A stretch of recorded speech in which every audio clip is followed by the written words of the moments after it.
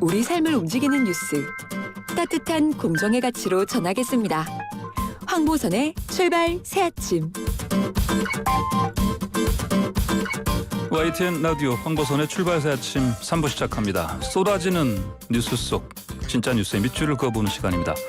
냉정하고 공평하게 생각해볼 지점의 별표도 그려보는 시간입니다. 뉴스를 보는 또 다른 시선, 박원석의 밑줄 시간입니다. 박원석 자정의당 의원과 함께합니다. 안녕하십니까? 네, 안녕하세요.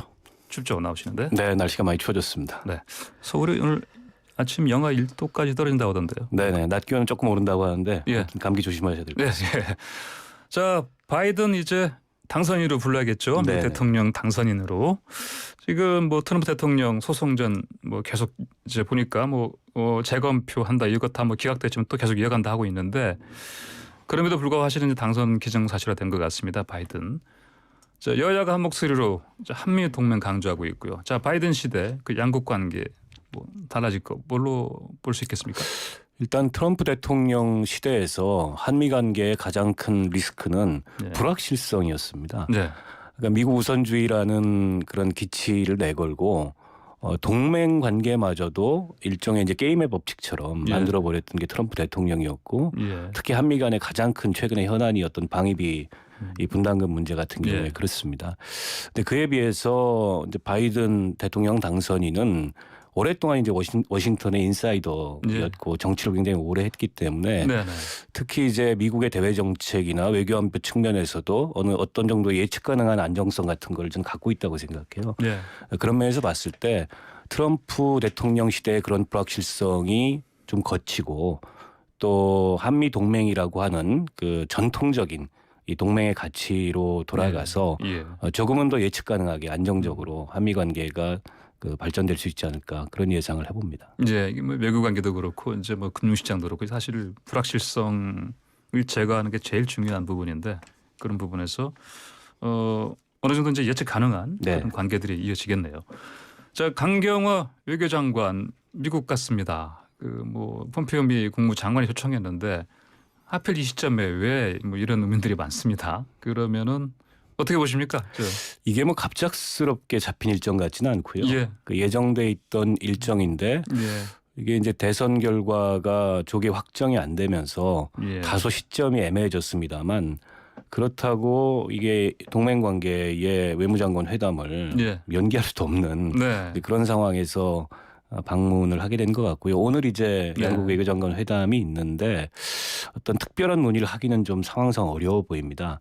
그래서 아마 내년 1월 20일에 이제 정부가 이양이 되는데 그때까지 남북 관계를 비롯한 양국 간의 현안에 대해서 어떻게 상황 관리를 할지 이런 것 중심으로 논의가 이루어지지 않을까 싶고 아마 바이든 당선인 쪽을 접촉을 하긴 할 텐데요. 그 접촉도 사실 좀 부담스러운 측면이 있습니다. 공개적으로 접촉하기가 굉장히 어렵고 왜냐하면 한쪽은 지금 대선 불복을 계속 얘기를 하고 있고 또 아직 그 정권 인수 과정이 본격화되지 않은 상황에서 접촉을 하더라도 막 비공개 접촉 정도가 될 거고 어느 정도 바이든 행정부 출범 이후에 그 미국의 대외 정책 특히나 이 한반도 정책에 대해서 우리가 좀 미리 탐색을 해보는 그런 정도의 접촉이 되지 않을까 싶습니다. 이 관련 기사들을 보면은 뭐 외교 결례니 또는 뭐 불쾌하니 이런 것들은 있는데 사실 방금 광고 나갈 때 저랑 잠깐 얘기 나누셨는데 트럼프 폼페이오 국무장관 입장에서는 사실은 어찌 보면은 이 미리 이 초청한 거를 사실 취소해도 무방하지 않겠습니까?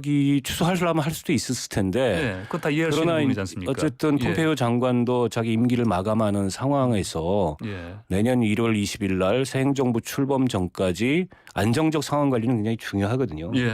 그리고 이 폼페이오 국무장관은 정치적 야심이 큰 분이에요.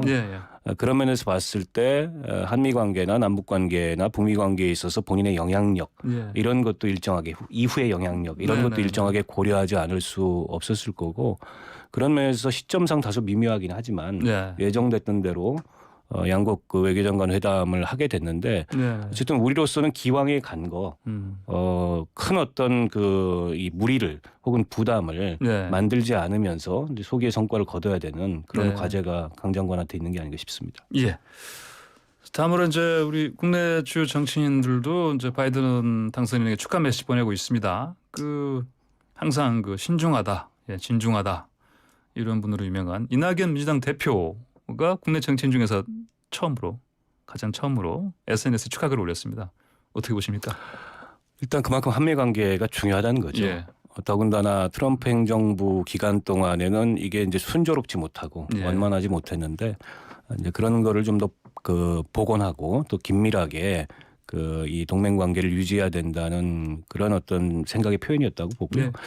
이낙연 그 대표께서 그동안엔 좀 지나치게 신중한 거 아니냐. 돌다리도 다 두들겨보고 건너는 거 아니냐. 이런 평가를 받았는데 또 필요할 때는 이렇게 신속하게 메시지를 내고 입장을 결정할 수 있다. 이런 거를 좀 보여주기 위해서라도 이번에 아마 가장 먼저 그런 축하글을 SNS에 올린 게 아닌가 싶습니다. 예, 뭐 단적으로는 이제 유력 대선 후보이기 때문에 이렇게 하지 않았나. 그렇죠. 이런 행보를 앞으로 이제 좀 적극적인 행보를 이어가지 않겠나 이렇게 예측할 수 있겠습니다. 네네. 네.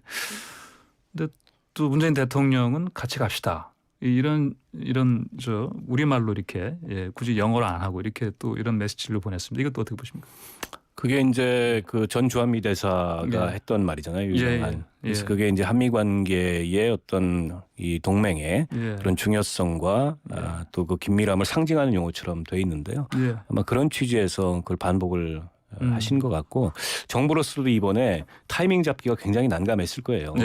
그러나 어쨌든 미국의 그 대부분의 언론들이 바이든 후보의 승리를 선언한 시점에 나갈 수밖에 없었고 기왕 뭐 그렇게 메시지를 냈다면 이후에 어쨌든 바이든 행정부 출범 이후에 그동안에 조금 우리 입장에서 보기에 약화됐거나 무너졌던 그런 한미 관계를 복원하기 위해서 또 우리 입장에서는 북핵 문제나 남북 관계를 순조롭게 풀기 위해서라도 한미 관계가 매우 중요하지 않습니까? 이제 그런 걸 이제 펼쳐나가야 되리라고 생각을 합니다. 네. 자, 이제 좀 국내 상황 좀 짚어보겠습니다. 그 주말 사이 여론조사들이 좀 있었는데 그 추미애 장관, 윤석열 총장 갈등 누구 책임이 더 크냐 이게 나왔는데 추 장관 쪽이 37%다. 윤 총장 쪽이 24% 이렇게 나왔습니다. 이게 그러면은 이게 이제 추 장관 쪽이 더 크다 이런 전반적인 답변인데 이게 무엇을 우리한테 이제 보여주는 겁니까 이게?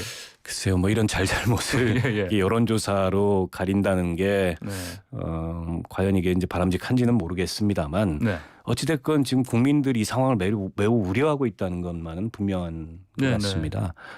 특히나 이제 이게 끊이지 않고 이 2라운드, 3라운드, 4라운드 계속 이렇게 연장이 되는데 저는 이 어떻게 보면 대한민국 이 공권력 그리고 법무행정에 법무행정을 대표하는 두 축이 법무사법행정을 대표하는 두 축이 이렇게 계속 갈등하고 대립하는 모습을 보이는 것이 바람직한가. 이에 대해서는 저는 뭐 대통령의 결단이 좀 있으셔야 된다. 그래서 윤석열 총장을 재신임했다고 윤석열 총장이 주장을 했습니다만 윤석열 총장의 직무수행이 이 정부의 결과와 다르다. 그래서 뭐 부하가 아니다 이런 얘기까지 했는데 그런 점을 용납하기 어렵다면 해임을 해야 되고요. 임명권자이기 때문에 저는 할 수 있다고 봅니다. 임기가 있더라도. 그게 아니고 윤석열 총장이 임기를 마치는 것이 중요하다.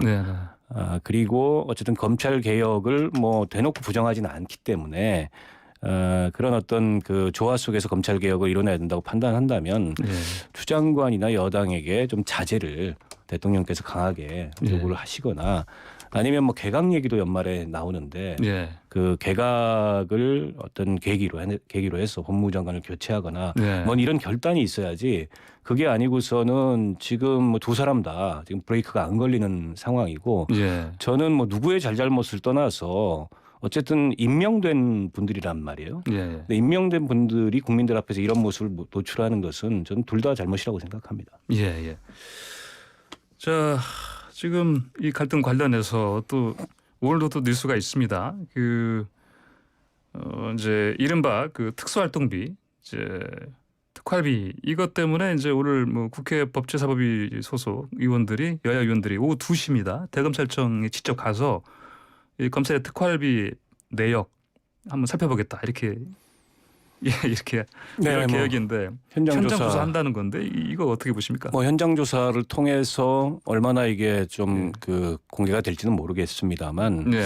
이 특수활동비라는 게 정부 예산 내에서 굉장히 예외적인 예산이거든요. 예, 예. 그래서 어떤 업무의 기밀성이나 밀행성이 요구되는 수사라든지 또 정보 업무라든지 군 관련 이런 업무라든지 네네. 여기에 이제 제한적으로 그 예산이 배정이 되는데 과거에 논란이 굉장히 많았습니다. 예. 대표적으로 이제 국정농단 사건 때 국정원의 특수활동비를 청와대에 상납했다라는 예. 혐의로 관련자들이 유죄 판결까지 받았던 사안이고 예. 그 이후로 이제 특수활동비 문제가 공론화되면서 규모도 좀 줄었고 네. 국회 같은 경우에는 거의 폐지되다시피 했고 이게 저희 정의당의 그 노회찬 대표께서 이런 문제 제기를 선도적으로 네네. 했었는데 여전히 이제 불가피하게 남아 있을 수 있는 영역이 있죠. 제가 말씀드렸듯이 군이라든지 또 뭐 네. 경찰이라든지 예. 검찰이라든지 이렇게 수사를 하거나 정보를 다루는 곳에서는 추 장관께서 이번에 이제 이 쌈짓돈이다 네. 뭐 이런 표현까지 써가면서 네네. 대검의 특활비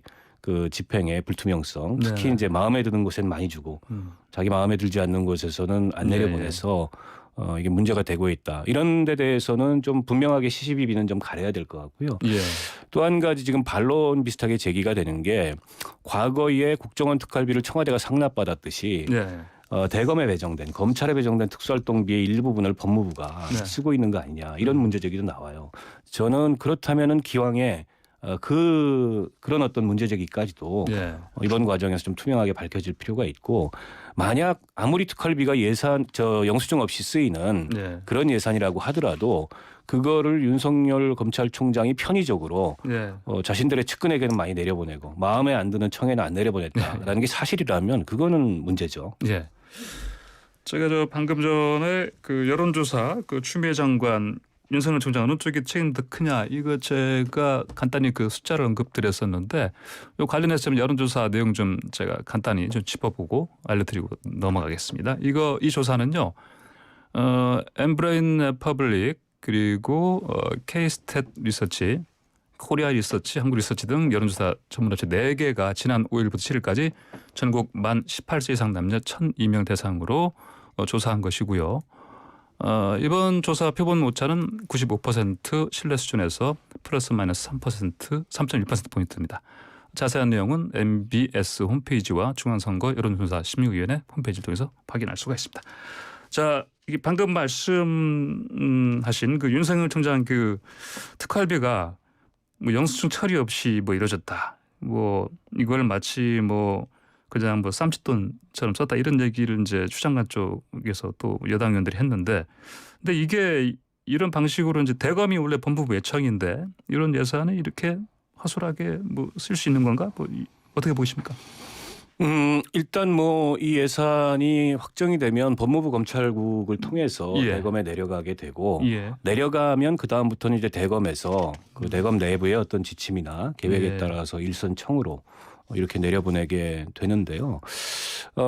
과거에 이제 특활비가 그 문제가 많이 됐었기 때문에 예. 아마 그 특활비를 쓰는 기준이나 지침 같은 것도 과거에 비해서 좀 보완이 됐다 그래요. 네. 근데 이제 그 국정농단 사건 이후에 이 국회 질의응답 과정에서 박상기 전 법무부 장관은 그런 얘기를 했었습니다. 네.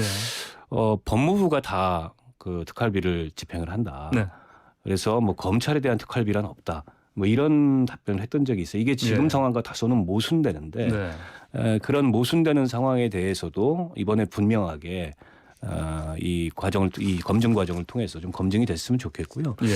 가급적 이런 특수활동비라는 거는 그 정부 예산에 있어서 지극히 예외적인 영역이기 때문에 예. 최소화되고 네. 정말 불효불급하고 불가피한 곳에만 쓰이는 것이 네. 좀 바람직하고 과거와 다르게 이제는 어느 정도 그 업무의 밀행성이 요구된다고 하더라도 분명한 가이드라인 또 공개할 수 있는 데까지의 공개 이런 어떤 개선이 뒷받침이 돼야 된다고 봅니다. 예. 자, 그 끝으로요. 그 지금 차기 대선 지지율 뭐 이낙연 대표, 이재명 지사 2강 구도인데 그 안철수 국민의힘 대표가 뭐 야권 재편한다 이런 얘기했습니다. 이게 좀 반향이 있는 겁니까?